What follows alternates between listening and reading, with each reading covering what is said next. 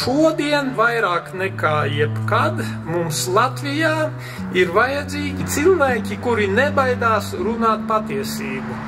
Jo mēs zinām, ka ir tā saucamais politkorektums, ir zināmas ideoloģijas, kas ir ienākušas, un tad šīs ideoloģijas arī tā kā skaitās, ka nedrīkst neko teikt atšķirīgu no tās, bet ir svarīgi runāt to, ko Dievs mums ieliek sirdī, respektēt to gaismu, ko viņš mums ir iedevis. Mūsu tas pirmais meistars, skolotājs ir Jēzus Kristus, tas nozīmē pārņemt tos viņa dzīves uzstādījumus, viņa vērtību skalu pārņemt un dzīvot saskaņā ar šo vērtību skalu.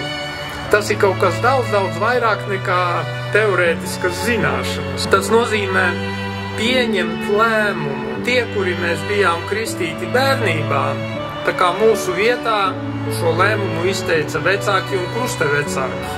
Bet ir ļoti svarīgi, lai mēs nepaliekam tikai pie tā, lai tad, kad mēs kļūstam jau pieauguši un apzinātā vecumā, lai mēs paši to lēmumu tā kā apstiprinām, lai mēs veicam jau mūsu personīgo apzināto izvēli, ka jā, es vēlos būt Dieva rīcībā, es vēlos pārņemt Jēzus Kristus uzstādījumus dzīvē un nest viņa vēsti pasaulē.